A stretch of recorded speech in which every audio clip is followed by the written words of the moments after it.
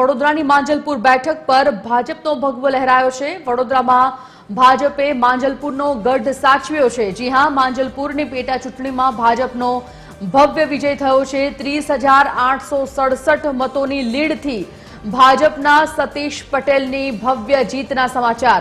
સતીશ પટેલને કુલ 55,087 મત મળ્યા છે।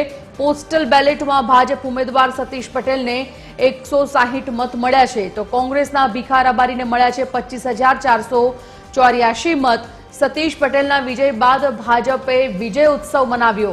મીઠાઈ વહેંચી, ફટાકડા ફોડીને ભાજપે ઉજવણી કરી હતી। જ્વલંત વિજય બાદ ભાજપના કાર્યકરો ગરબે પણ રમ્યા હતા।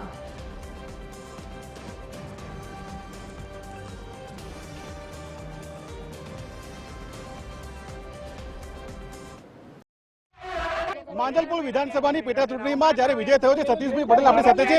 સતીશભાઈ, આપના જે મતદારો છે એમને શું કહેશો? મતદારોનો ખૂબ ખૂબ આભાર માનું છું। એમને આ ફરીથી માંજલપુર વિધાનસભા સીટ હાચવી રાખી છે। પ્રજાજનોનો પણ ખૂબ હૃદયપૂર્વક આભાર માનું છું કે એમને જે રીતે યોગેશભાઈ પટેલ પર વિશ્વાસ મૂક્યો હતો એ વિશ્વાસ મારી પર મૂક્યો। આગામી સમયમાં આપની કામગીરી કેવી રહેશે?